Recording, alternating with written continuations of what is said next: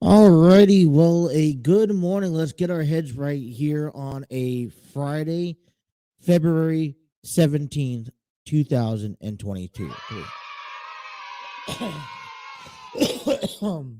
My name is Justin. Welcome to another episode of the Throw-In right here on the TNC Sports Talk YouTube channel. I'm excited to bringing you coverage, finishing off the week strong, and all of that. Man, I can't wait to start breaking down and just start talking about the world of professional wrestling. It's been I want to say it's been a rough week, you guys. But obviously, spending 2 weeks out dealing with COVID and dealing with sickness and in health and all that good stuff, coming back on Tuesday, kind of getting back into the swing of things, having some, I want to get back into the 6 to 8, but then we've been doing from 10 to noon, noon to 2, 8 to 10 this morning.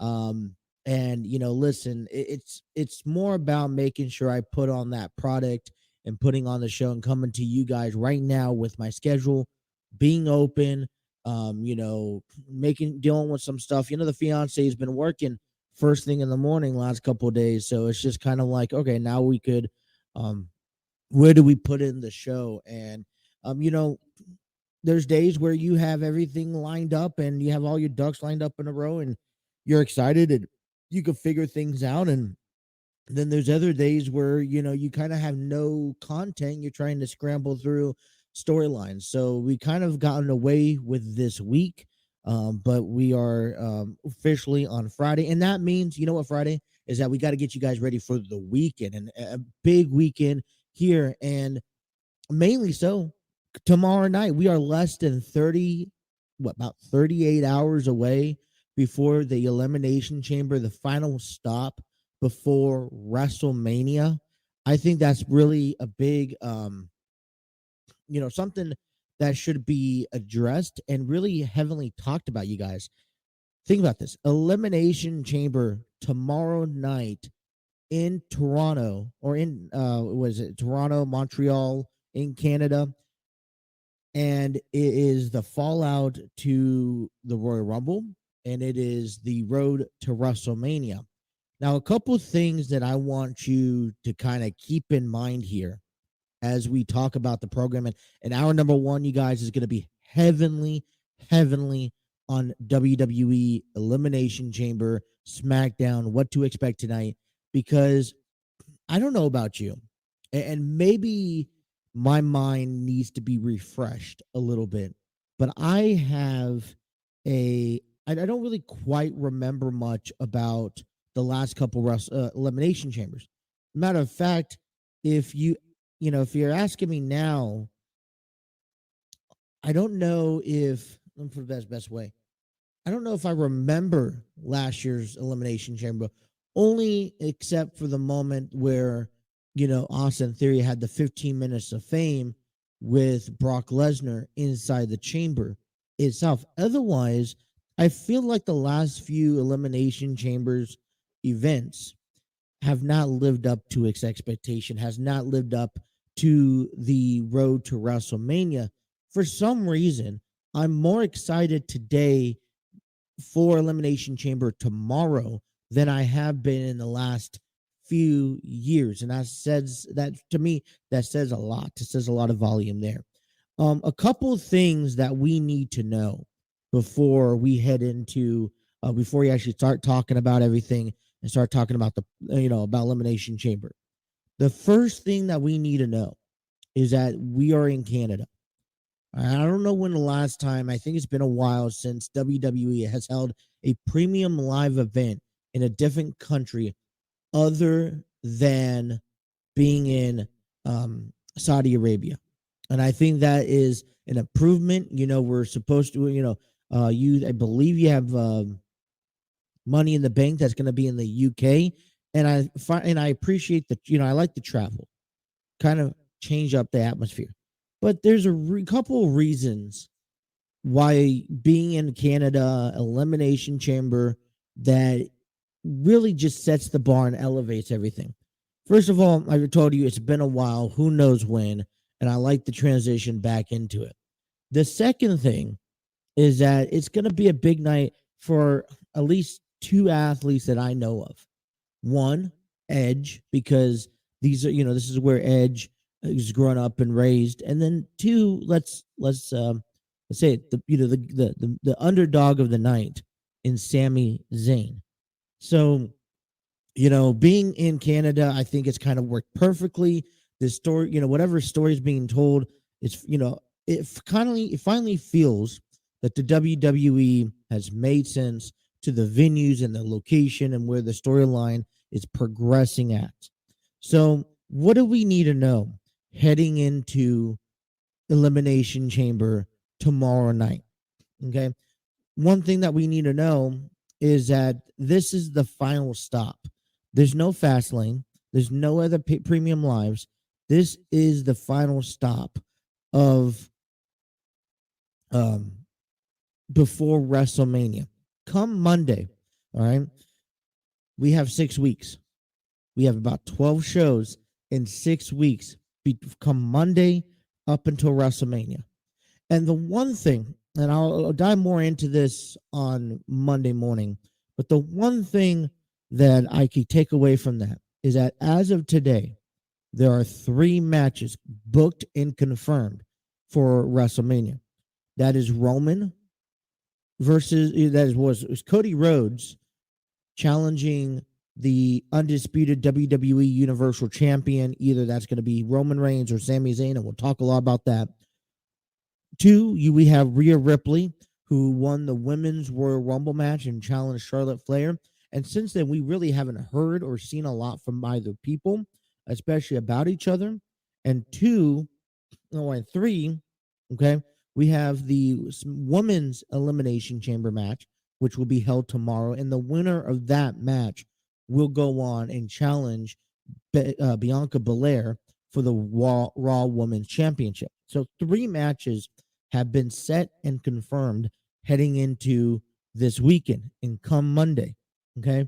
Now, I'm not saying that we need to go hit the panic button or anything. No, because I'm confident in the WWE. I'm confident in the creative team, and I'm confident in Triple H that they know what they're doing. But any match that needs to be set or changed or altered or whatever the case may be, if there's not a match confirmed, it needs to be confirmed this weekend. Back at the Rumble, there was a few things that sparked that led to potential storylines leading to WrestleMania. Elimination Chamber is going to seal some of those and now those faiths. But come Monday, I strongly believe, not to hit the panic button yet, but I strongly believe that the WWE needs to start pushing some of these matches that are going to be announced for WrestleMania. And here's why. If you take a look at the speculation of matches that could possibly be announced, okay, I was a little impressed how they were capable of relating Rhea Ripley and Charlotte Flair on a rivalry that was dated back 3 years ago, and now they made it personal. Right there, great. Not much more needs to be said. Cody Rhodes, Roman Reigns, whatever, or Sami Zayn, not much needs to be said. But moving forward, there is only one rivalry that I could think of that does not need to build anymore if they don't want to.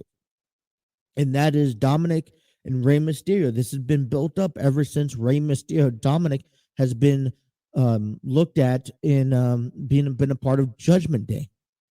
So, in my opinion, if you sat there and you told us the week before WrestleMania, or you told us Monday night on Raw that Dominic and Rey is going to have a feud and have a match at WrestleMania, there's no more story that needs to be told about that. That's already kind of broken down. Now, you know, I would also say that Edge and Finn Balor is another one that if they are going to have a match at WrestleMania, that they don't need any sort of, storyline or storytelling. But other than that, they need that, any other matches squared or scheduled, booked for WrestleMania need to start being told coming up here starting Monday. And as I mentioned, not to hit the panic button, but 6 weeks in the WWE flies by fast, especially with all the events that's happening heading into and leading into WrestleMania. So Elimination Chamber tomorrow, February 18th. It's going to be on at 8 p.m., available on Peacock. And what a big night that this this event's going to bring you. And I'm actually very excited. They kept it nice and simple. There's going to be 5 match cards. We have the mixed tag team match with Rhea Ripley and Finn Balor taking on Beth Phoenix and Edge. They have Bobby Lashley versus Brock Lesnar. They have the men's Elimination Chamber match, and it's for the United States Championship. That's going to be Montez Ford taking on Johnny Gargano, taking on Bronson Reed, taking on Austin Theory, taking on Seth Rollins, taking on Damian Priest.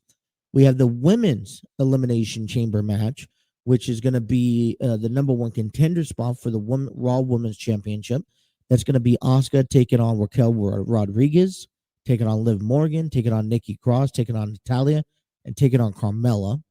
And then we have Sami Zayn taking on Roman Reigns for the WWE undisputed WWE Universal Championship match. So we have ourselves our match looked out for. So what do we want to do today on this program? Well, I'll tell you this. We're going to spend heavily hour number 1 here. We're going to take a break, start a little later, so I apologize, but we're going to take a little break. But we want to start heavily on hour number 1 with Elimination Chamber, which is going to lead us into, SmackDown's in Canada also tonight. So what to expect coming out of SmackDown. And then we'll transition to the regular program that we normally provide with our, local sports. We'll talk about some college today. A couple articles that came out, NBA All-Star. I think we'll pay a visit to that. So that's our game plan for tonight's program. For this morning's program, pretty impactful. So I want to go ahead and thank everyone for tuning in. If you guys are watching us on Facebook, on YouTube, YouTube, we'll start with them off. Hit that like, share, and subscribe button. Press on those notifications. Don't miss any single episode. You guys could also tune us in live on Facebook, Twitter. Hit that like, share, and subscribe button. Also, get involved. If you look to get involved in the conversations during the program, I want to hear your opinions. I really want to know what you guys think and what you guys have to say. I will definitely share them on our comment section. But what you got to do, you guys got to head on over to you got to head on over to our YouTube page. There's a TNC Sports Talk. You guys got to subscribe, turn us on, leave a comment down below. If you guys are taking us on the road with you, where you guys listen to us at work, listen to us at home while you're driving, whatever the case may be, thank you. Don't miss a single episode. All right, so let's step aside. Let's take a break. We'll come back. We'll get our heads on right here, and we'll start breaking down Elimination Chamber, which begins next. I want to thank everyone for tuning into the Throw-In with Justin. That's me right here on the TNC Sports Talk YouTube channel.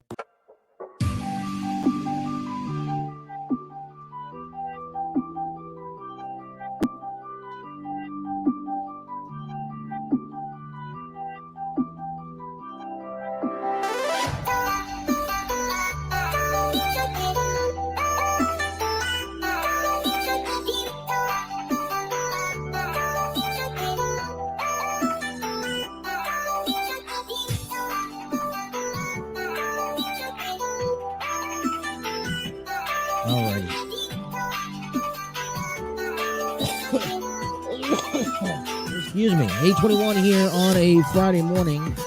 Thank you guys for listening to the Throw-In here on the TNC Sports Talk YouTube channel. Our program is given to you by StreamYard Studios, a proud home of the TNC Sports Talk YouTube channel. Create your podcasts, YouTube videos, host virtual business meetings, and conduct interviews, and all that. Big shout out to StreamYard Studios for making all of this possible. For more information, check out StreamYardStudios.com. We're wrapping up the end of the week, kind of dealing with. So, all right. Down to business, trying to text, answer some messages during the break. Welcome back here. And, listen, let's go ahead and without further ado, let's get down into the conversations. First match I want to talk about, it has to be the mixed tag match here between Edge, Beth Phoenix taking on Finn Balor and Rhea Ripley. And quickly before I really start talking about all of this and talking about all these matches and everything, I want to give a big shout out to Steve Barber, Dwaylen Davis over there at Armchair Booking, you guys, because I was, since I've been back, and what I love doing is once in a while I'll message Steve asking a question, a thought maybe that he can answer or he can share some light on either at that moment or later on in some upcoming program. And so as I got back into the show earlier this week, and as I was kind of thinking about some of the matches leading up to Elimination Chamber, there's some questions I had about Sami Zayn and Roman Reigns tomorrow night. There was a question I had about Bobby Lashley and Brock Lesnar. And Steve reached out to me before they did the recording last night, and their episode is available audio platform wise on social media. The Elimination Chamber 2023 review at Armchair Wrestling Booking Podcast. And they answered those questions, and then that's so great. I really love getting other people's, especially other people that are in the wrestling podcasting field. I love to get their thoughts and their opinions and have a different take on everything that happens. So, I had to talk to them last night. They did the recording. I listened to it. It's crazy because I listen to podcasting when I go to sleep, either my personal ones or, the ones that I like, which is like Coach John Quintero, which is more of a radio show. Ben and Woods over there in San Diego on 97.3, The Fan. Or even, like Armchair Booking Wrestling Podcast. So thank you guys. I wanted to thank them for a moment to kind of weigh in their, opinions and thoughts about the questions that I had, that I'll kind of give you my take on as we talk about Elimination Chamber. All right. So we have the first match that we'll talk about, which is Edge and Rhea Ripley taking on, or Edge and Beth Phoenix taking on Finn Balor and Rhea Ripley. And there's 2 points. First of all, let's go ahead and admire that this match for Edge and Beth Phoenix is all about, it's all about having fun. It's all about enjoying your time in the ring, trying to put on the best performance, and kind of ending your career or walking off into the sunset on your own terms. And to be able, I've already applauded Edge for being able to come back from an injury that put him into retirement to begin with.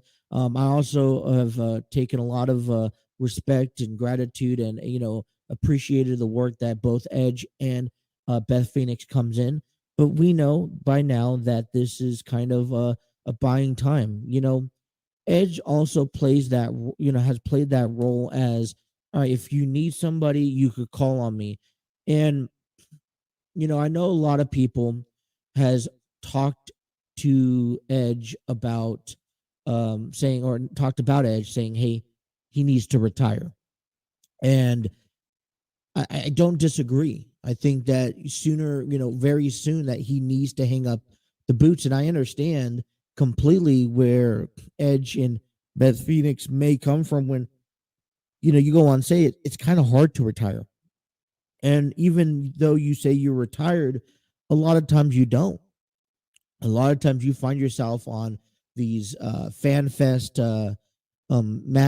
events, around the world, kind of competing small here and there. And so I would like to see Edge and Beth Phoenix off in the sunset. I think that their time and their place for storylines in the WWE is running very thin.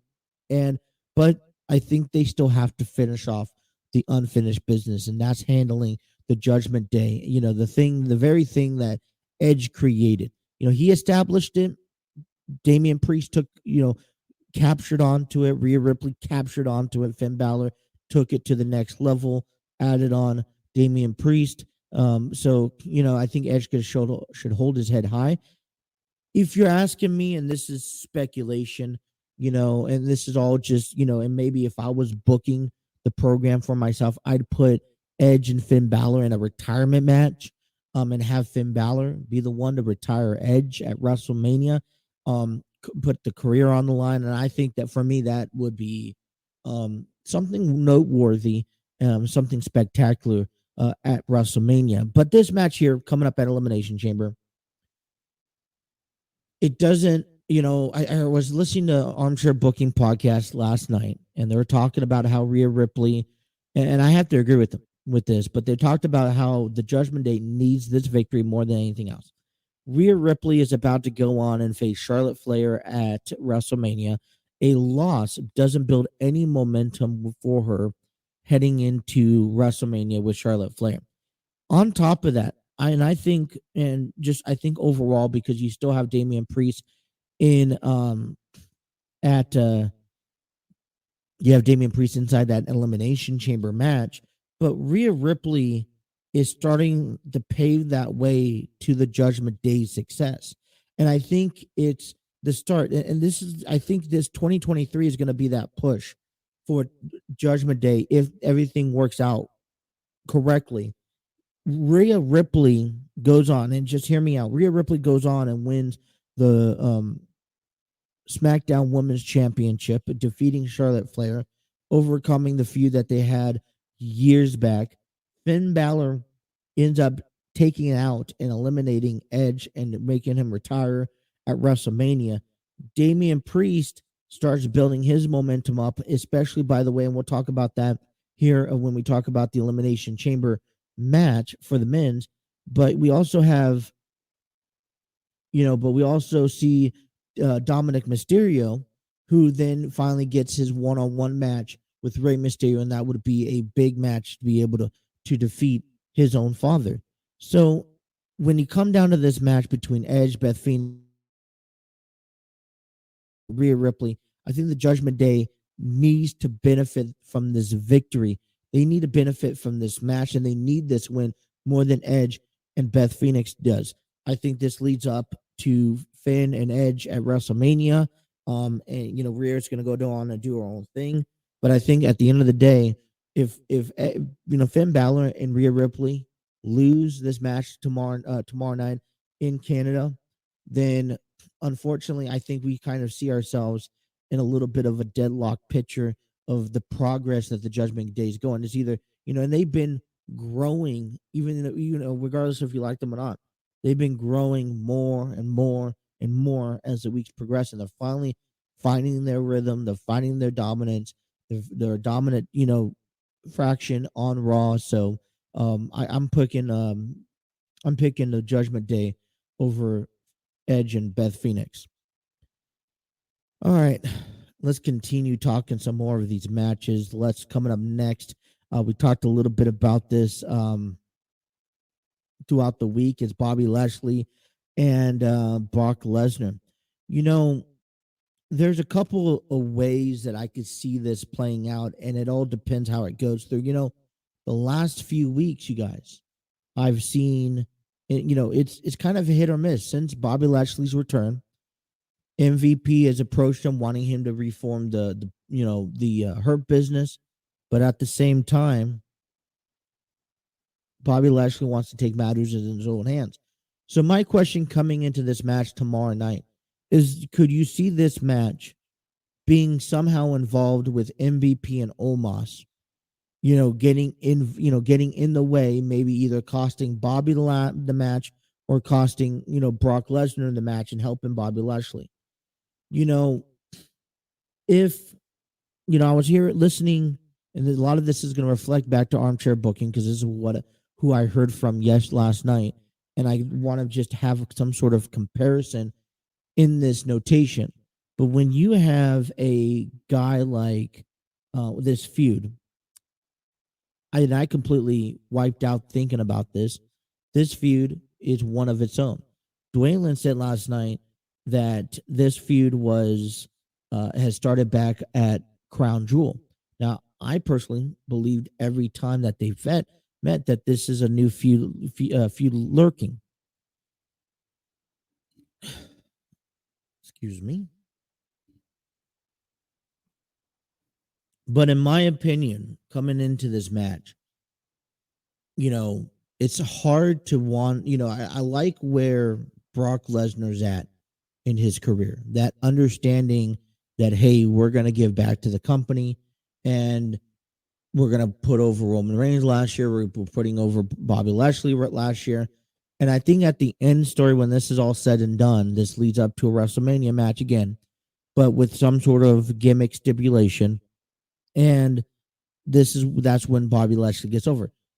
I think right now for me it's hard to choose between Bobby Lashley or Brock Lesnar.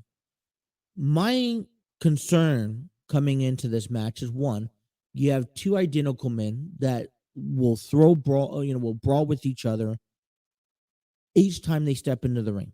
You know that this is going to be a physical fight each time these two men step in the ring. You know that they will bring the best out of each other. You know that this is not gonna end pretty, and it's not gonna be clean by any means stretch. So my thing was that they were, that every time these two men stepped into the ring in the past, someone's gotten physically hurt where it has taken them out of action for a period of time. When Bobby Lashley got hurt back at Crown Jewel, that took him out for a period of time. Last year, it also happened at the beginning of the year. So I get worried because you risk a high level of injury heading into Elimination Chamber, especially if these two men are going to continue their feud in 6 weeks at WrestleMania. With that being said, I like both men winning this match. Okay, I like, you could see, I could see Brock Lesnar winning this match, and then Bobby Lashley, and then maybe in a way that he cheated or he got distracted on outside interference, which leads up to a WrestleMania event. But what I could see happening, and I think this is kind of fits more of a perfect point, is that Bobby Lashley is not crawling at this match. Okay? Bobby Lashley is not fighting to face or eager to face Brock Lesnar.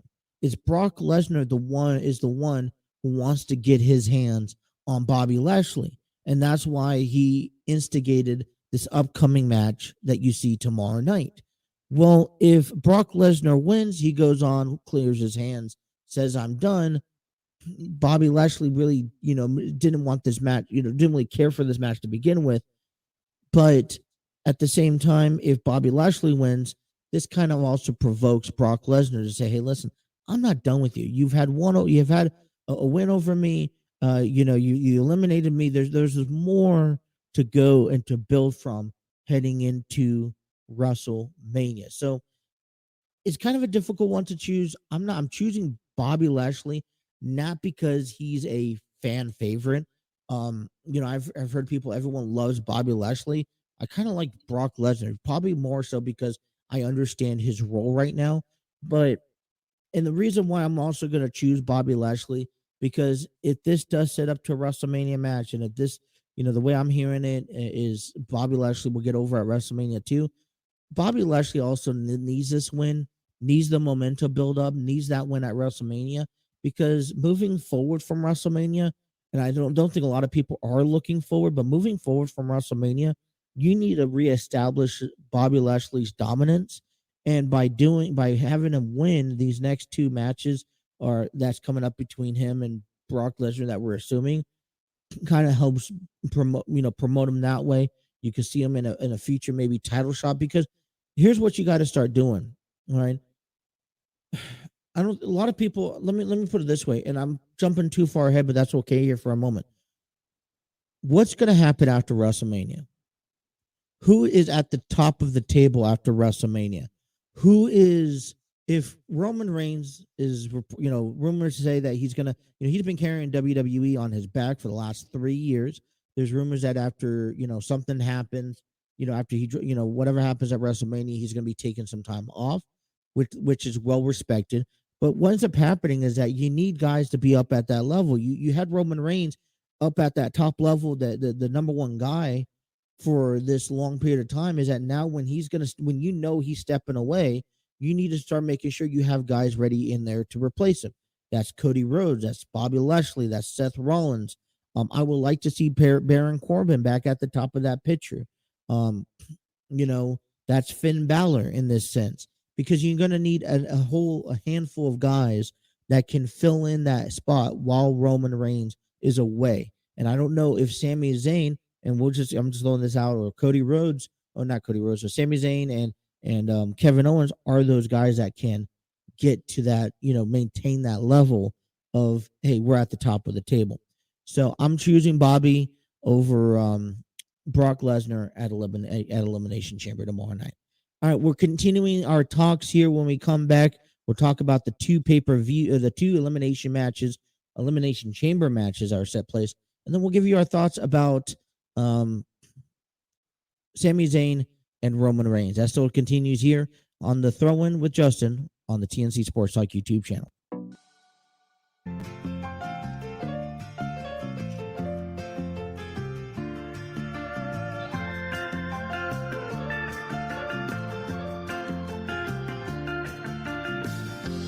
I'll be saved by rock and roll. You can take my money, steal my car, and sell my clothes. You can take the shoes I'm in, go on and take everything. You can have about everything I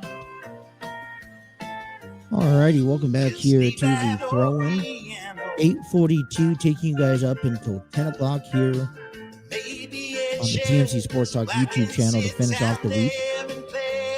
And we are down here talking about Elimination Chamber, which will be here tomorrow night in Canada. And, we're just talking about some of the matches, and we're going to continue talking about some of the matches. And the big one of the big ones coming up is the Women's Elimination Chamber match, which the winner will become the new number one contender to face Bianca Belair for the Raw Women's Championship at WrestleMania. This is one of the three matches that I have told you that has been confirmed for WrestleMania. And the one thing that I want to really address to everyone here in a bigger opinionated moment is that, when you realistically look at the list of females and the men's side, when we get to the men's Elimination Chamber match, is that, everyone has an argumentative case for winning the match.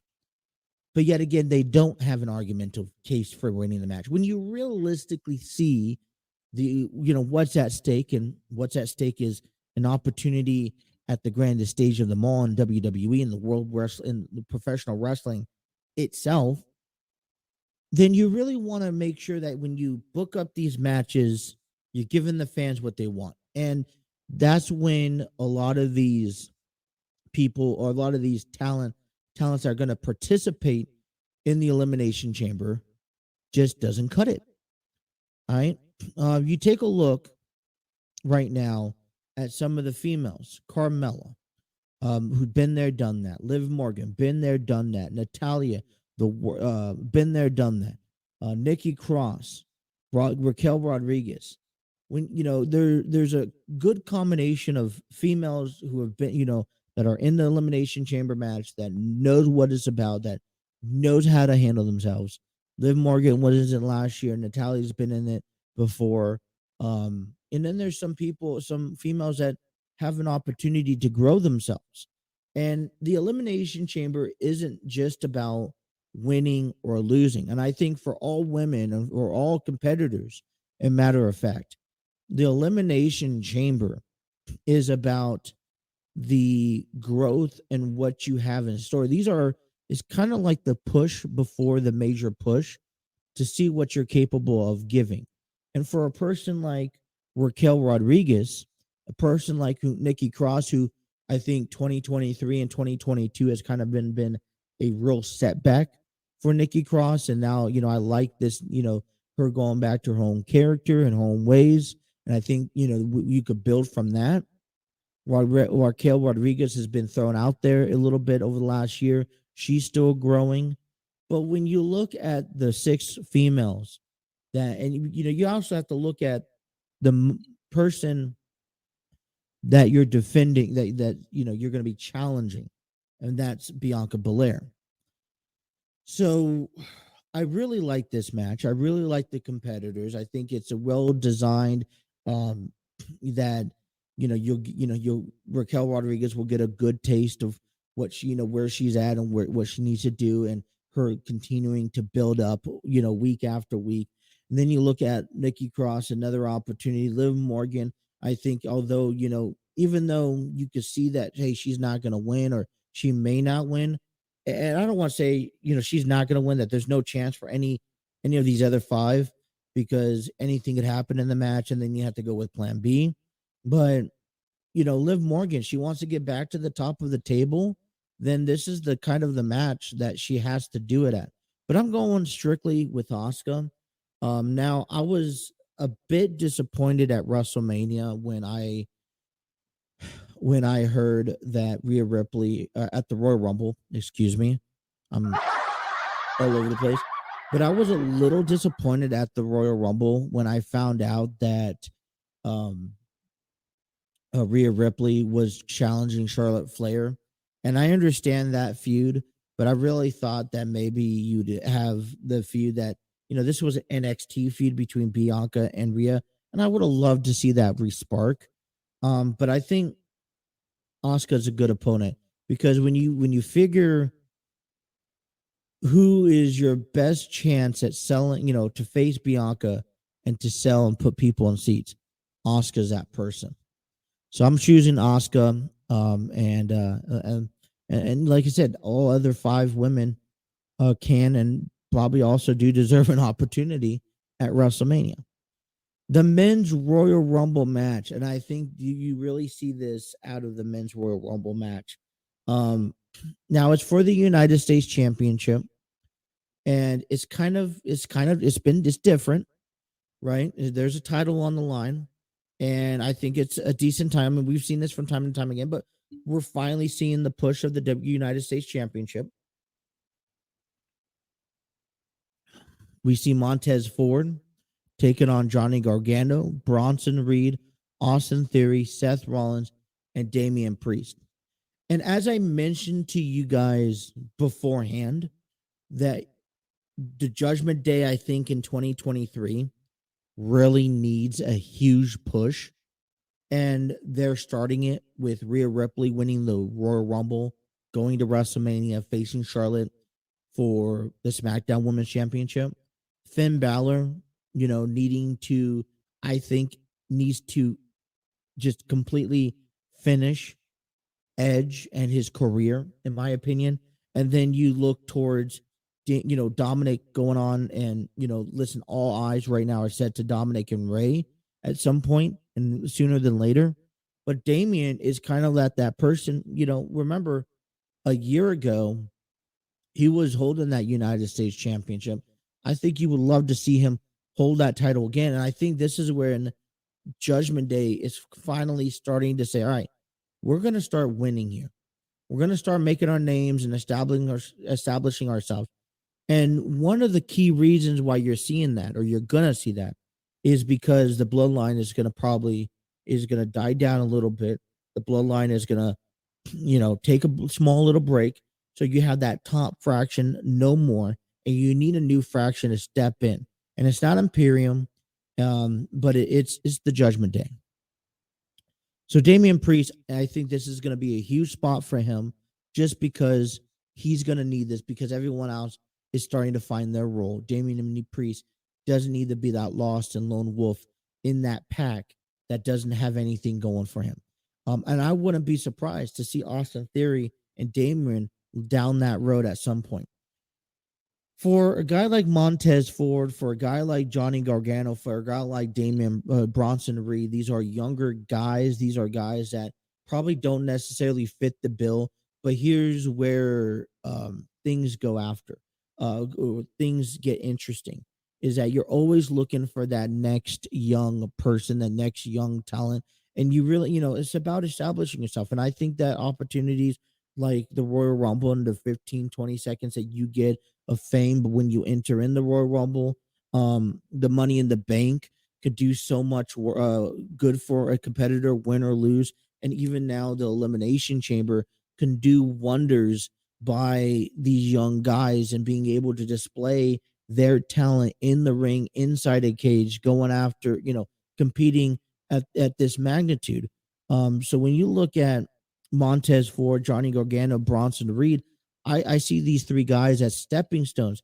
This is where you get into the cage, you show WWE what you got, and if you could pull it off, or if you show something that's a little promising, they may or may not, take a further look with you. We talked about Montez Ford being one half of the fraction of the Street Profits, and this is just an opportunity to kind of build your image as a single competitor, just in case. Johnny Gargano, he hasn't really been a part of anything spectacular. And I think that, he was at a top certain level with Johnny in NXT. He hasn't had that spot in WWE. He's kind of, since he left NXT, came into WWE, he's kind of been washed around left and right, in and out. And then you get down to Bronson Reed. Bronson Reed, a new guy. No one really knows much of him unless you really know about his past and know what he's capable of doing. But, he's a big dude, and he's proven to himself time and time again, or proven to us that he can maintain himself. And the only way people are going to take him seriously if he continues to show what he's capable of in that ring week in and week out. The two key guys that are in this match for me is Austin Theory and Seth Rollins. Austin Theory, and I was, like I said, this is kind of reflecting right back to the Armchair Booking Wrestling podcast from last night. But Austin Theory has really grown up. He needed that. Last year, he was given that push. He was forcefully given the push by Vince McMahon. He was, things were handed to him on a silver platter almost. And when he had to finally start earning his way and finding himself and, having to step up to these challenges and know where to run, know where to hide, know when to hide behind, he's becoming an actually heel that you actually want to watch. And when you inflict yourself into already established talents, guys like Seth Rollins, then things just make it that much better. Austin Theory has had one hell of a year last year, and I'd argue that Austin Theory is probably one of my favorites on Raw today. It's, some people will say it's easy to play a heel character, but in order to play a heel character and to play that heel character that is a good heel character, is that you still need to win over the fans. You need in a negative way. You need to make the fans hate you. And that's what Austin Theory has been able to do. He has been able to use his slick techniques, and it's a combination of every heel in the past he's been able to use, and he's been able to, get the WWE's attention. You tune into Monday Night Raw to see what dirty games that Austin Theory has to play next. Seth Rollins, he's a favorite in this match, but at the same time, listen, Seth Rollins, I think he's in a different direction. He's coming down to the same storyline last year where he doesn't necessarily have a WrestleMania match. And you could already kind of predict the game, where Seth Rollins, WrestleMania match is going to go down. So, my opinion, I'm throwing in Austin Theory. Some valid points, and like I said, these are all speculations. These are all rumors. But Austin Theory, can retains the U.S. title, goes on to WrestleMania, and whether he loses, I think he needs to hold on to that United States Championship a little longer, because every time he's in with that title and he's associated with that title, he's bringing that title to a praise, to the attention, and he's also elevating his career and elevating what he's capable of doing. So I have Austin Theory winning and walking away, retaining the United States Championship. You also kind of think of it that why would you change hands now at Elimination Chamber with someone before, leading up to WrestleMania? So does it really make sense that Austin Theory drops that title 6 weeks before WrestleMania? I think the only way you would have him drop that title is if he could somehow, in about 2 weeks from now, retain that title and get that title back. That's my opinion. End of hour number 1. I want to save Cody Rhodes and Roman Reigns for hour number 2. I also want to talk. We got SmackDown tonight. Ronda Rousey returns. If anything wants to work here, there we go. SmackDown's tonight and be available on Fox, 8 p.m. Eastern Standard Time. And we got Ronda Rousey teaming up with Shayna Baszler. Now, come Monday, one I want to really bring up to you, because I told you guys that there are 3 matches confirmed, and I told you that starting Monday, we need to start getting more matches confirmed for WrestleMania. But come Monday, when this is, we'll get into the weekend, we'll open things up Monday. I want to look into, I'll show you what I think my WrestleMania match cards are going to be. And then, these are all hypothetical.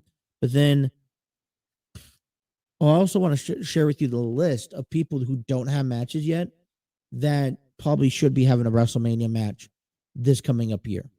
So we'll talk about all that. All right, hour number 1's complete. I'll come back. Hour number 2 will get you down to local sports and all that fun stuff, taking you guys up until 10 o'clock in the morning on a Friday, right here on the TNC Sports Talk YouTube channel.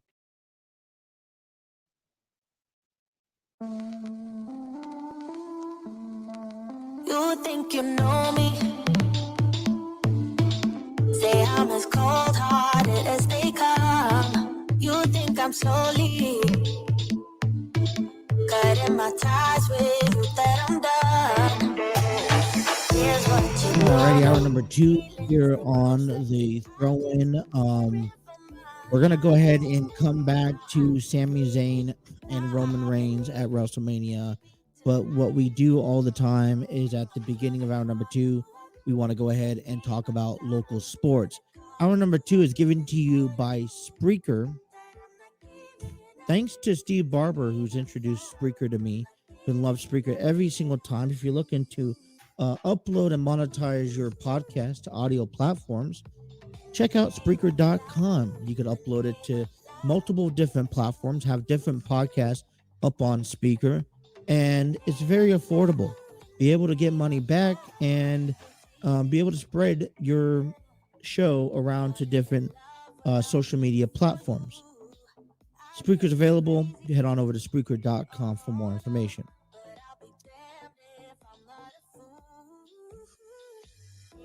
Alrighty, it's a Friday, and I know things are kind of wishy-washy. For some reason, I always have this frog voice. Not really a fan of. I'm kind of tired of it, to say. But, man, listen, we are going to head into a fun weekend. NBA All-Star Weekend is here, and we'll talk a little bit about that in hour number 2. Like I said, we'll come back and we'll talk to you, finish up Elimination Chamber. But I think time is to talk about local sports in the area. Giving to you, kicking things off, and giving it to you in the local area. Hold on, I got my pictures going. Let me get set up. I got all this going. Bear with me. Okay. Local sports here in Cincinnati, even though the Bengals are not playing, and we are officially a week from tomorrow before spring training games kicks off, and the Cincinnati Reds go on and face the Cleveland Guardians next Saturday. We have Cincinnati Cyclones getting themselves underway tonight. They'll be playing or facing the Fort Wayne Comets, entering tonight's game 28-12-5. The Cincinnati Cyclones are currently second place in the ECHL Central standings. Comets come in fourth place in the Central, coming in 23-15-4 after a victory back on Wednesday. And the Cyclones pick up another victory. Puck drops at 7:30 p.m.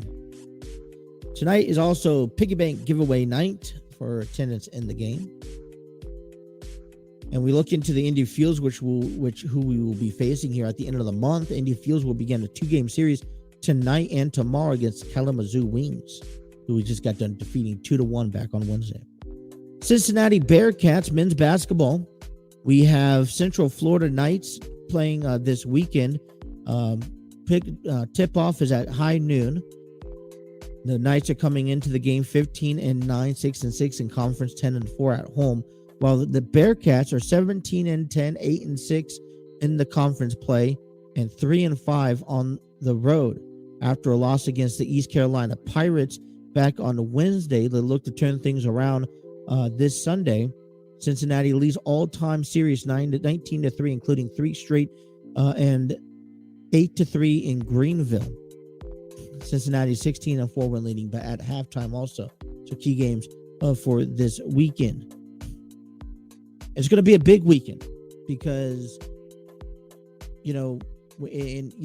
games are starting to wind down, and we have in the bubble, and although Cincinnati is not in that conversation for the bubble for March Madness, you would like to finish the season off strong. So then, can they come back off of a loss on Wednesday and pick up a victory this weekend? Xavier Musketeers basketball coming into this weekend's game, which is going to be tomorrow against the DePaul Blue Dragons. Tip-off is at 4 p.m. Men's basketball for Xavier's 19-7, 11-4 in conference. They will be at home, which they're only lost one game of the 13-1. After a loss against the Golden Eagles earlier this week, they look to come back and firing back hard. They currently sit ranked number 4 in the Midwest bracket in tournament. So we will see. Tips off at 4. Looking to get back on the right track here this weekend. Kentucky Wildcats in the bubble looking for another big game. They went ahead and beat Mississippi State 71-68 back on Wednesday. Look to take on and beat Tennessee Volunteers on Saturday. Tips off is at 1 p.m. Tennessee coming into the game 20-6, 9-4 in conference play. On the road 4-3, while the Wildcats is 17-9, 5-5 in the conference, and 12-3 at home. This is going to be another huge game, a game that I encourage people to watch early on. And with Elimination Chamber, there's a handful of sports trying to maybe schedule and arrange my sports Danley, but we'll see how that comes. But this is a game because they are on the outside looking for a bubble spot, looking for an opportunity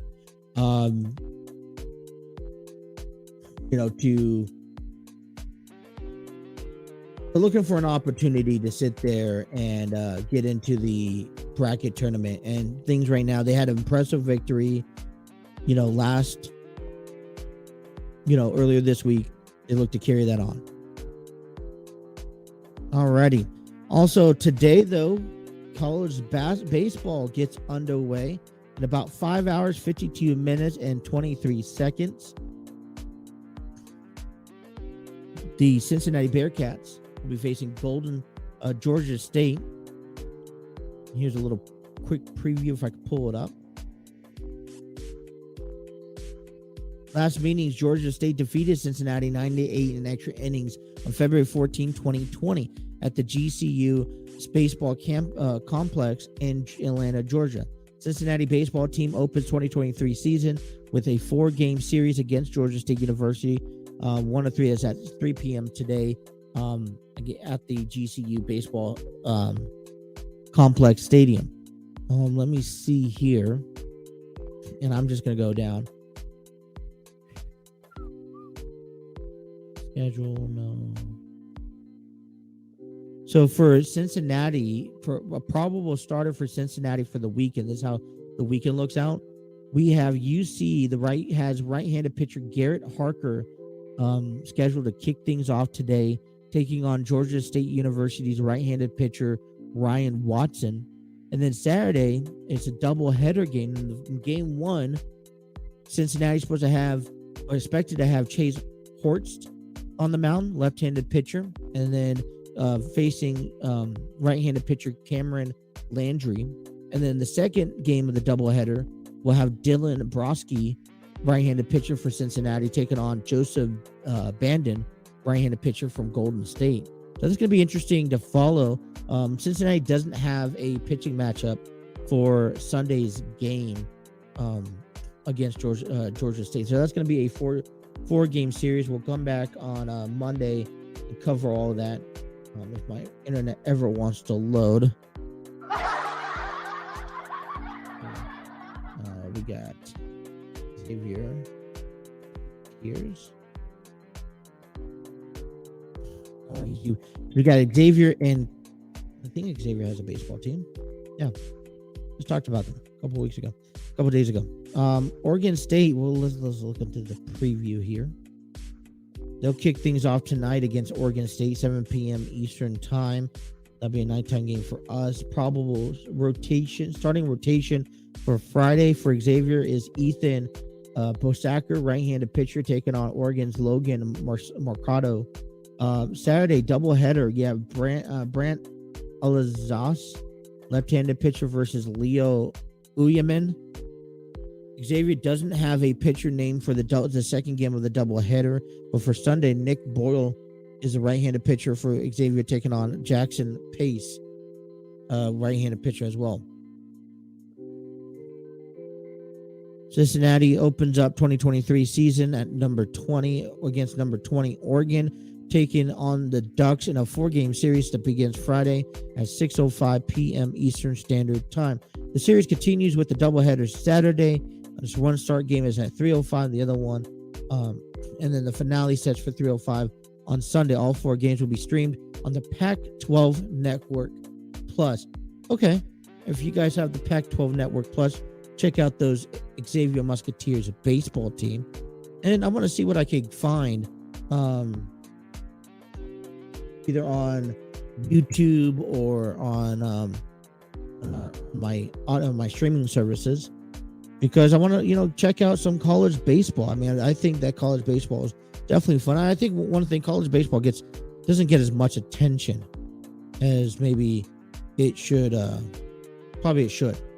So,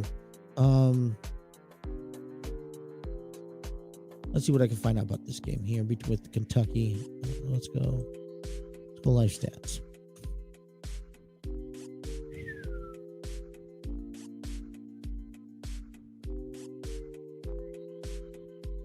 Kind of discouraging. Subscription required to watch. I'm not looking to watch. I don't really have no information about Kentucky baseball other than they are taking on a 3-game series against Elon Phoenix this weekend, starting off today at 4 p.m. First pitch on Saturdays at 2 p.m. and then 1 p.m. on Sunday. So that is your college as that begins today. Alrighty. So before our break here, kind of want to get to you some other news around baseball here because, we are a Red Sports we are a Cincinnati sports podcast show, radio show, and we want to go ahead and talk about the big controversy with Rob Manfred, quoted in the Castellini comments about the Phil Castellini making his remarks back at Rosie Red. Remember a couple weeks ago, Rosie Red was a luncheon for the fan base. And Phil Castellini basically came out and said, hey, listen, you know what? We're not. Phil Castellini came out during the Rosy Red luncheon and basically said, hey, listen, we are a team that's not going to be continuing this year.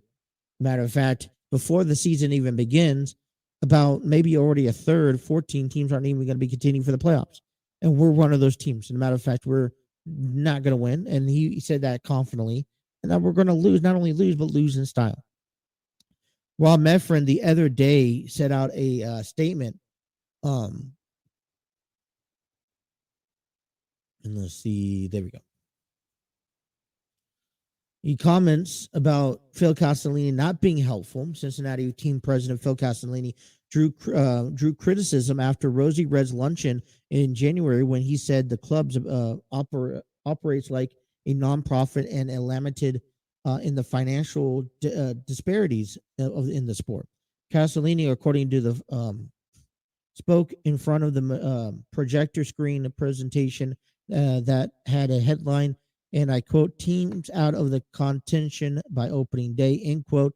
The presentation claimed that there was 75% increase in the number of teams out of contention by opening day since 2019, and the last 3 years have averaged 14 teams out of contention at the beginning of the season. Here's what Rob Manfred said back on Wednesday. I think most people who pay attention to our game realize that we do have a disparity issue in the game, both on the revenue side and consequently on the ability to spend on players. I think sometimes the markets that produce frustration that leads to what I regard to the unfortunate comments unhelpful. Let me just put it this way, okay?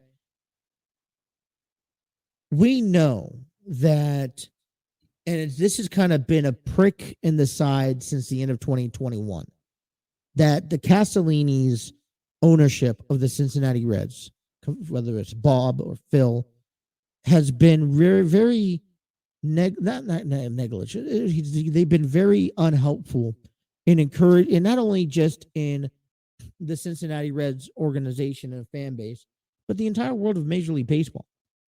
Major League Baseball and the world knows about their problems, how more people who have the money is willing to spend, while the other owners want to bank on what their profit is and not spend. We've seen that happen. And especially when this lockout happened last season, we have had to adjust because we really clearly saw just where the heads of the Reds front office was.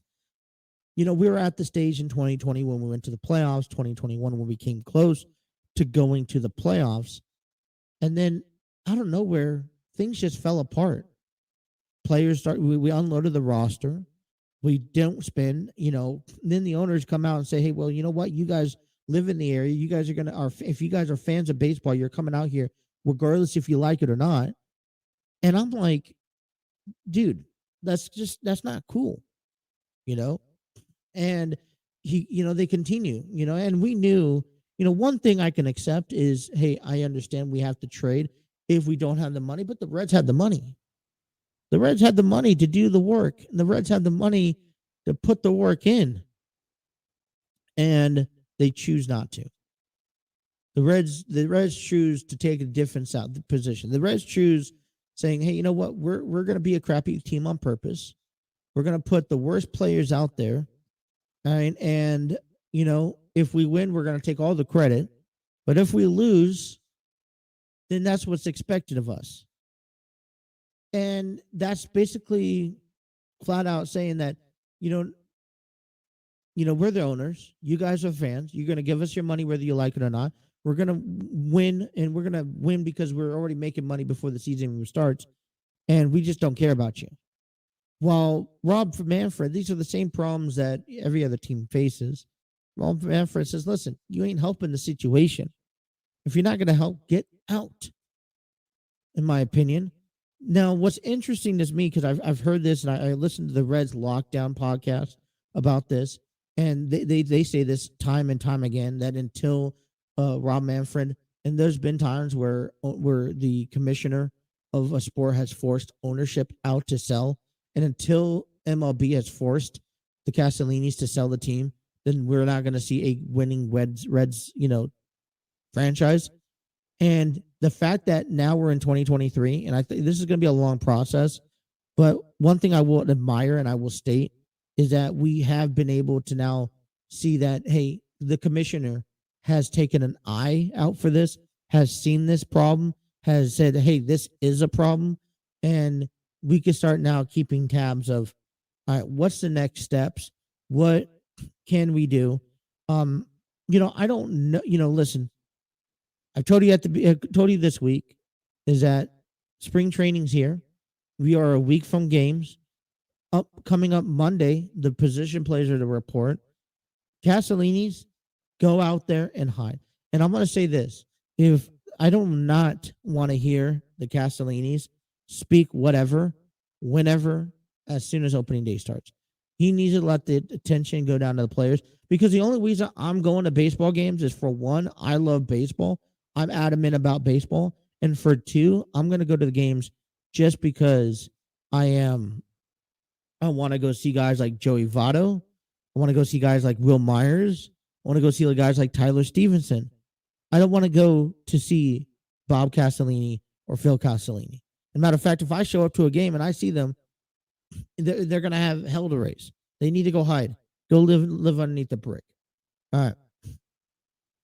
Let's take a break. Let's come back. Let's talk more sports, as we want to now finally address Sami Zayn, Roman Reigns. Taking you guys up until 10 on a Friday, right here on the TNC Sports Talk YouTube channel.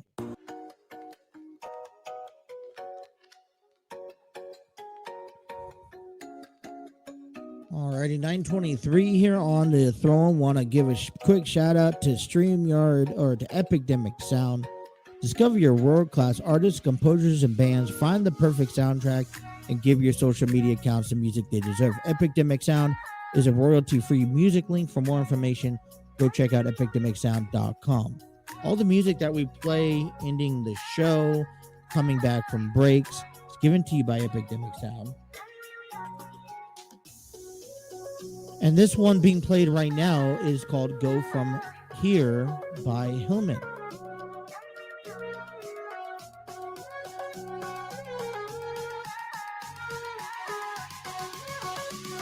Epidemic Sound for more information. Alrighty, take you guys up until 10 o'clock in the morning, and we'll want to, definitely come down to you.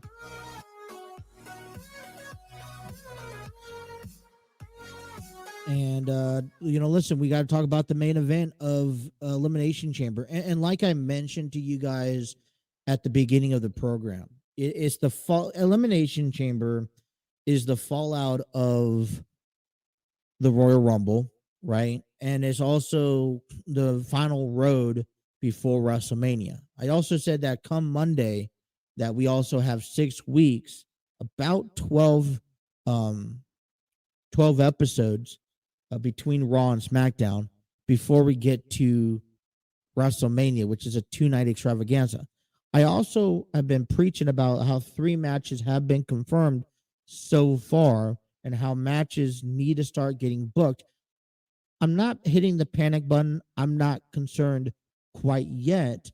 But like I mentioned before, the only match that has not, that has not been confirmed or been talked about that really doesn't need or doesn't have to have a huge storyline because it's been building up since last year is Dominic and Rey Mysterio. Any other match, whether that you're going to see Bobby Lashley or Brock Lesnar at Mania, whether you're going to see Shayna Baszler and Ronda Rousey go for the women's tag team titles, whether you're going to see Austin Theory and John Cena, Seth Rollins and Logan Paul. And like I said, these are speculations based off of what I'm seeing on the as product out there in the ring from what I'm hearing in reports. When you look at those type of matches, they need storylines and they need to build them. They don't just need to be thrown together 3 weeks before WrestleMania and say, all right, these two are going to face each other for X, Y reasons. there's a reason why John Cena's there is a clear reason. If you look into Austin Theory and John Cena as a potential match for WrestleMania, especially for the United States Championship, you can see the reason why that match is happening. But until it gets told in the ring, and it should be told more than just one night, okay, you shouldn't be coming out 3 weeks before WrestleMania say, John Cena, you're going to be facing Austin Theory for the United States Championship, and then that's all they address it to. No, it's not going to work. The other thing that I want to make co-parent with everyone else is that, Rhea Ripley did mention the night after the Monday Night Raw after the Royal Rumble that she's facing Charlotte Flair for the SmackDown Women's Championship. Since then, I haven't heard nothing about it. Really, Rhea has taken some time off.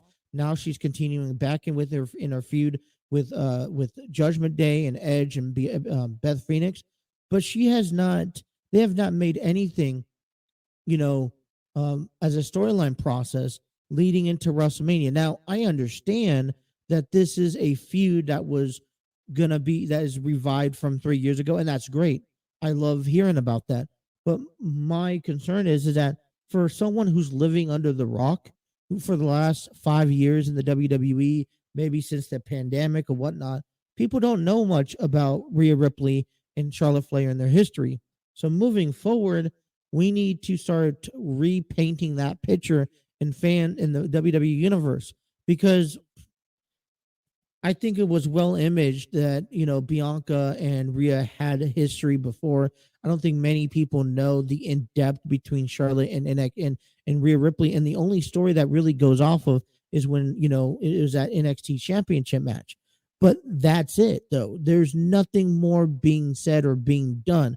And I think now, especially after this kind of little roadblock that they're in, it needs to start unraveling. So matches need to start going. Like I said, not to hit the panic button, not to say that I don't trust the creative team or Triple H, but it's going to, 6 weeks will fly by fast. And if you don't give the right storylines, then I feel like some of these matches are thrown in there when you know that there is a storyline for the match, but I don't want them to expect you to fill in the blanks on your own because, you knew about it. But coming into tonight and tomorrow, because SmackDown as well as Elimination Chamber is going to be held at Quebec at the Montreal. Will be in Montreal, Canada, right? It'll be tomorrow 8 p.m. on Peacock. You could watch the match. But the biggest controversy that's been lingering around that everyone seems to have a lot of fun talking about, and I think the eyes and people, why, if you're going to tune into this program, this is why you're tuning in. Sami Zayn has spent the last 8 months as this puppet, as this guy who has proven his worth to the bloodline, and really came from someone that I think would have been kind of just, written off screen to probably one of the hottest WWE stars right now on this roster. And I think, if anything worse, that is that is even understated for this match. And, Sami Zayn has done a tremendous job when he was with the Bloodline. He's done a tremendous job for the Bloodline and for himself. And I really think that the WWE and with this, Sami Zayn joining the Bloodline, doing what he did, has led to another incredible story. And now we see, and also has led to an incredible feud. And if you ever just think about, if you ever just threw Sami Zayn and Roman Reigns in a match, you wouldn't think, hey, this wouldn't really be much of a feud. And it really wouldn't be much of a contest. Roman Reigns will win hands down. But it's everything that was built up that led it perfectly. And even if you predicted and said, hey, I knew this was going to happen at the Royal Rumble, the fact that you actually saw it happening, I think, is another level. And, it's interesting because Roman Reigns has had this incredible feud, and it has been an incredible story for the Bloodline, Roman Reigns and Sami Zayn. it's also been an incredible, just like the story between Brock Lesnar and Roman Reigns last year. So a lot of credits were given, but now this final chapter supposedly comes down to tomorrow night in Canada in front of the millions of fans for Sami Zayn, and Sami Zayn has built himself over everyone else. Now, there's two factors I want people to understand heading into this match, right? I mentioned this, I texted this to Steve Barber last night, and I'm going to stand by, and I think these are kind of issues. For one, and we'll talk a little bit more about this in the weeks to come, but for one, Cody Rhodes makes the statement for the last few weeks about not caring who he was really facing, but really saying, hey, I want to see Sami Zayn and I want to face Sami Zayn at WrestleMania. And for me, if you're choosing to want to face Sami Zayn, I think that Roman Reigns and even Paul Heyman can make that a clear advantage heading into the weeks to come. If Roman Reigns wins and he goes on to face Cody Rhodes at Mania, that's saying, hey, listen, you kind of chose to have the odd way out. You wanted to face the weaker of these two. You really didn't want to earn the WWE title. You wanted to have an easy opponent compared to Roman. He's your standard. You want to beat the best? Well, here you go. I'm going to give you to him on a silver platter. The second thing is that, I heard about this, and I want to give credit because I heard about this, and it got me thinking, is that Sami Zayn is a problem in the WWE. He's the hottest guy right now on the roster, and he's not booked to main event WrestleMania. And I think that's an understatement. He spent the last 8 months, and now fans in the WWE universe is watching him thoroughly. Okay. And the WWE universe is, behind him solely. And, the roof is going to go off, is going to be blown off tonight when you see Sami Zayn there, and also on Saturday. And the underdog, the fan base is Sami Zayn. And I use this reference. He's the 2014 version of Bryan Danielson, and his journey to becoming champion and what he had to go through are not identical, but the built up to it is very similar. And so, you get this incredible match that you probably never thought would ever happen tomorrow night between Sami and between Roman Reigns. And now you're asking yourself, all right, what really should be happening? Because if Sami Zayn is not involved some way, shape, or form at the main event at WrestleMania, whether he's involved in the match, whether he's in the match, whether he's involved in the match somehow, then Cody Rhodes may not be perceived, may not get the reaction that he's wanted to get at WrestleMania, because the tensions being why, you've done injustice to Sami Zayn. But yet again, something has to happen tomorrow night. And that's the other thing. We know, as much as we're going to get a very, very impactful chant and explosion for Sami Zayn, we're going to get probably the most loudest boos coming out of at the end of the night, because Roman Reigns is walking in as champion. It is difficult to see Sami Zayn, although he's the favorite, although he's at the peak of the fan base here, it is very difficult to see Sami Zayn be able to be that underdog to pull one over. Now, I'm not saying it can't happen, because it can happen, but it logistically does not make sense for one, a guy like Sami Zayn or just anyone to pin Roman Reigns, and for two, do it at Elimination Chamber before, WrestleMania, to see Sami Zayn and Cody Rhodes go one-on-one. Roman Reigns is still the guy to be holding that title going into WrestleMania. Now, I've heard, we've heard about this.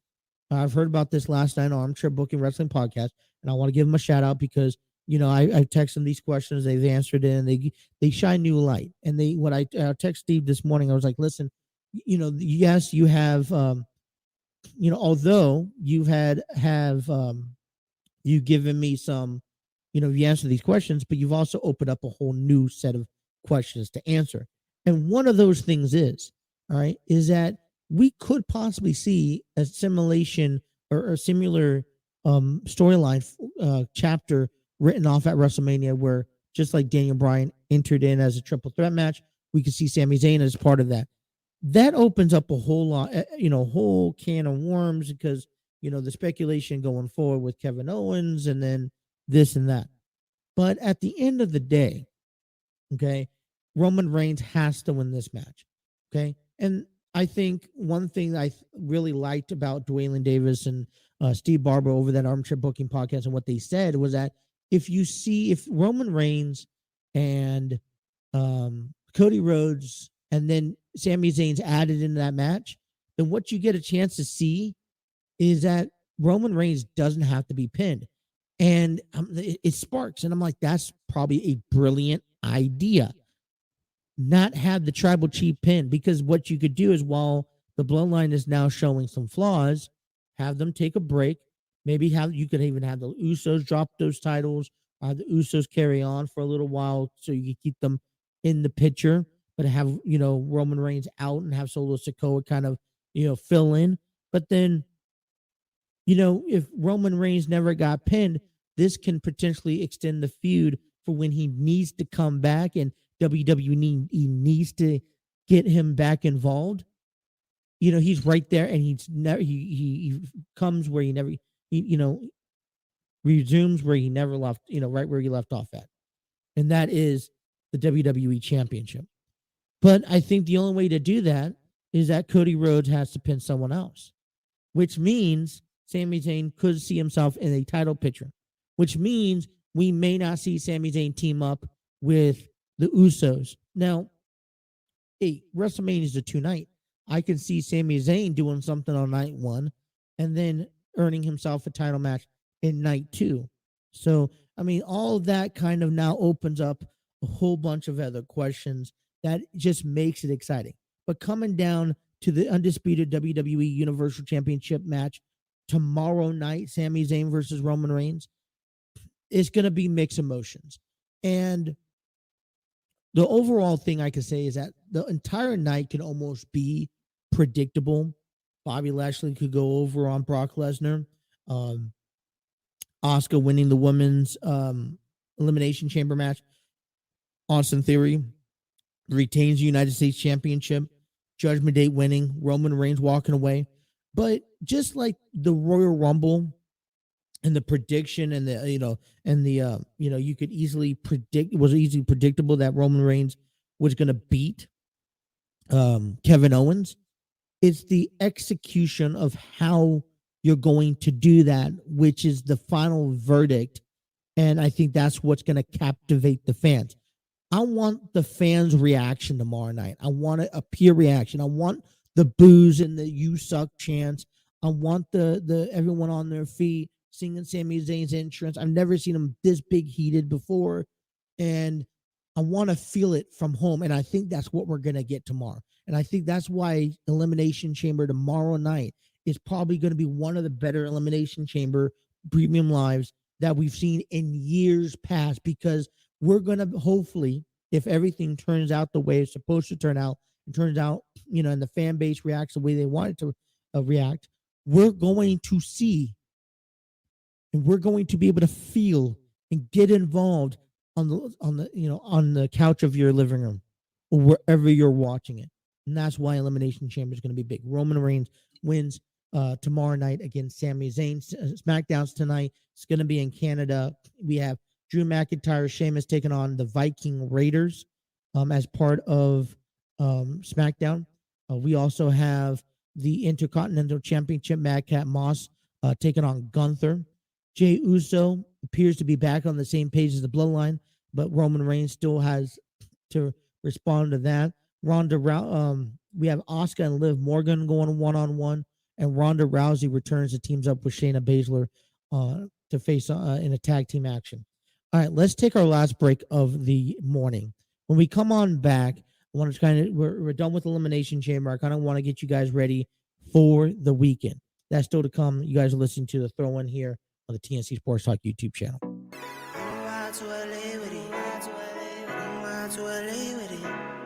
Yeah. 10 toes down, I'ma ride with the gang. My whole life I've been doing my thing. Get that money, ain't no thing. Anything I do for the gang. 10 toes down, I'ma ride with the gang. My whole life I've been doing. All right, 9:45 here. Let's wrap up an amazing show, very heated show. I say hour number one could have been a little bit better. I'll go ahead and just laugh at it because, you know, I started thinking to myself, and I say, all right, this is what I want to talk about. This is how I'm going to say it. And then it never just turns out to the way that I want it to say. And it's like, oh, lovely. Okay, great. Just great. Okay. Overall, Elimination Chamber and the road to WrestleMania is the key important thing. And that's why it's a heavenly topic right now on this program. And the WWE has been a topic on this program. And, maybe you're asking the question, hey, why haven't she talked about AEW or Impact Wrestling or Ring of Honor? Well, I'm sorry to break it to you, but WrestleMania WWE is for me the most important thing. And, maybe because that's what I grew up on. Maybe that is what I'm capable of watching each and every night. Not saying that AEW is not doing and not thriving. But I've heard stories between what Brian Danielson has said years ago to Vince McMahon, and Jake the Snake kind of commented on AEW. And this is the fine line between AEW and WWE. Because WWE has the storylines, and when you have the right creative team on the horizon, and you have the right people at the hands and at the wheel, steering the ship, then it's entertaining. And this is the entertainment process, entertainment process that you want to watch, that you want to see. This is why you tune into it, because you want to tune in next week. AEW has more wrestling matches, which is more traditional, and I get that. And that's why AEW is successful in their own right. But when you get capable of telling that story, I've always been fond of you being able to tell that story inside the ring about what's happening and what's going on and where that storyline is taking it. AEW doesn't necessarily have that. They have just kind of gripes and saying, oh, I'm better than you. Let's fight. Great. But WWE has personal stories now, stuff that you can relate to and stuff that kind of gets you on the edge of your seat. And you're seeing that this road to WrestleMania, and it's really excelling. I mean, I am a huge fan of this. And that's why lately WWE has taken priority over AEW. But Rampage is tonight. I believe it's on at 10 p.m. on TNT. And so there are matches. I believe there's a trio tag team match. Goldust, Dustin Rhodes is set to have an appearance and have a match tonight as well. But, we're excited. SmackDown's tonight. I'm excited. It's a reason to tune into. And it's been I kind of been in and out here and there. 1 week's bad, 1 week's good. It's been this is the reason to tune into it. It's WrestleMania season. Other news coming around just the world of sports. NBA actually began their break, All-Star break today. They will return on February 23rd for action. And hey, it's NBA All-Star season. You got LeBron James, Team LeBron taking on Giannis in this traditional All-Star game that will be displayed to you. I believe, where is that? Down here somewhere. All-Star game will be displayed right here on the 19th, which is this Sunday at 8 p.m.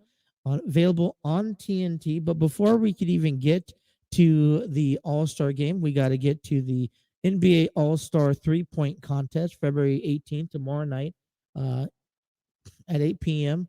on TNT, which will be available. The NBA 3-point contest contenders will be Tyrese Halliburton, Tyler Hero, Buddy Hield, Kevin Herder, Damian Lillard, Laurie Markkanen, Fernie Simmons, and Jason Tatum. At least that's what I'm reading. That's what I was given to last night. And so it's just, listen, I think it's a fun, spectacular time. I really don't draw a lot of interest, especially since the Elimination Chamber is going to be on. Not going to really thrive to me. Maybe I'll tune into a little bit. Sunday night, same thing. I may tune into a little bit of this All-Star game. You got Team LeBron in this sense. You have he's LeBron's 19-time All-Star. Man, I tell you, I mean, you think about that's every year of his career, man. You got to give him credit where credit's due. He had also joined with 9-time Stephen Curry, Luka Doncic, 5-time Nikolai Jokic, and Zion Williamson is his second time. As we get to the East, and we have the starters for the East built around Giannis, 7-time Giannis, 13-time Kevin Durant, 8-time Kyrie Irving, 4-time Donovan Mitchell, and then Jason Tatum 4 times. It's going to just be a fun game. Listen, I don't really quite think of the NBA All-Star as much, as anything else, because it's a lot of points. I mean, you had the best on the best. It's competitive in its own way, but it's really just, it's not fully competitive. And so when I'm, I sit here and I'm, looking at this and I'm like, I mean, maybe this is just not me being a huge basketball fan and why I'm not really paying a whole lot of attention to this All-Star game. But NBA is moving along and they are looking to, they have this nice little break. Hockey continues tonight as well. Also wanted to just throw out there, the Genesis Invitational is out today, or started yesterday, and so far tied for first is Max Homa, and then you also have Keith Mitchell for 7 under par, and Tiger Woods is in part of the taking part of this Genesis Invitational over this weekend. Thursday he started off slow but finished off with a nice little thrill. Thing is with Tiger Woods, this is kind of supposed to be his final stretch, his kind of his retirement tour. I mean, listen, for a guy who had a terrible wreck, almost lost his leg, to come back within just a couple of years and return to PGA golf. I mean, any sport of that matter, I think is remarkable. And I think it's great because Tiger Woods understands where he's at. He's kind of been able over the last few years to do what he wants to do in PGA and in golfing, play with his own child and have fun at it. He understands where he's at in his time lapse of, hey, listen, I'm getting up there in age. I'm getting older and I probably should be retiring. So this is kind of what my plan is. And if he wants to play, as long as his body permits him to play, then I think that Tiger Woods should kind of go out and enjoy the time. This is going to be another ending of an era. And, regardless, I mean, I didn't really grow up too much of a golf fan, but you grow up and you knew Tiger Woods. I would honestly say, my recommendation is take the time this weekend to go out there. Not go out there. If you can go out there, great. If not, then at least take the time to watch Tiger Woods, because it may be the last, and this is the ending of an era from that standpoint. So that's that. So coming into Monday, like I said, I want to give you my, if I was booking WrestleMania with the talent I have now and knowing the information I know under speculations, I want to give you my booking on, maybe not what's on night 1, night 2, but the matches that I have prepared for WrestleMania, and maybe let you guys agree, disagree, let me know down in the comments type scenario. But then I also want to we'll recap Elimination Chamber, and we really need to start focusing on the road to WrestleMania, because I want to address to you guys, there, like you said, 3 matches are confirmed as of the end of tomorrow. We will know who will be facing Cody Rhodes at WrestleMania, at least for the time being. We will know who will be facing Bianca Belair, and then, like I said, Rhea Ripley and Charlotte Flair will do battle. Unless there's a match that will be confirmed for WrestleMania tomorrow night, tonight on SmackDown. Excuse me on that. We have ideas, but until we actually see them be confirmed and see that match card, then we really can't confirm any of that. And so there's also a lot of people: Braun Strowman, Finn Balor, Edge, Brock Lesnar, Becky Lynch, Bayley, Seth Rollins, Austin Theory. So many people that have yet to have any sort of match leading towards WrestleMania. Now, you can sit there and arguably say that whoever wins the United States Championship goes on and, it's going to go to WrestleMania. The Intercontinental Champion, Gunther or Matt Moss will go to WrestleMania. Or you also got, you also end up having, the Usos could be having a WrestleMania match, but nothing has been set in stone quite yet. And I know we're only, hey, listen, we still have Elimination Chamber go, but listen, like I mentioned, 6 weeks, you guys, will go by pretty quickly. And, especially for the ones that need to have a storyline put in place. And when I say storyline, I don't want the storyline to be 1 week and you're done, right? You don't want to go announce it in 2 weeks saying, all right, Seth Rollins takes on Logan Paul, and then they don't revisit it for the remainder of the time. You need to be able to kind of build towards it, announce the match and build towards it. So we'll look forward to that. I do want to bring back on Monday, you guys, the weekly, the Wrestler of the Week. I still have last year's top 10 athletes that I know we're kind of, we're kind of prolonging this, procrastinating on this matter, but we want to talk about the Wrestlers of the Week, and our top 10 athletes, the top 5 matches of the year, top pay-per-views and whatnot. So I'm working on that still. But as things progress, and as we get ready, move forward, we're kind of getting built up. Like I said, starting tomorrow, we are a week from spring training. Like I said, I know that Rob Manfred finally took a look at, kind of finally made a comment and a statement about the Reds ownership and the Castellinis and how it's been unhelpful for what they're trying to build. They made rule changes in 2023 that we talked about yesterday. And this just doesn't help the cause, for baseball, when you have an ownership that is really just putting down not only their team, but all the other teams that just don't have a chance at contingency in September. And, like I said, if the Reds go on and they contend and they put up 75, 80 wins this year, then guess what? The Castellinis are going to sit there and say, hey, listen, I did all that work just so that I can motivate our players. And that's all of due to our credit. I proved you guys wrong.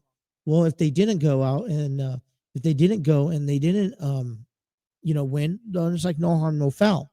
The other thing is, and I'll just leave it as this last thing, is that, the only reason why I'm going out to a ball game is because, listen, I want to watch the Reds. I want to watch Joey Votto. I want to watch Hunter Green. I want to go out there and watch Will Myers and Tyler Stevenson and Jonathan India.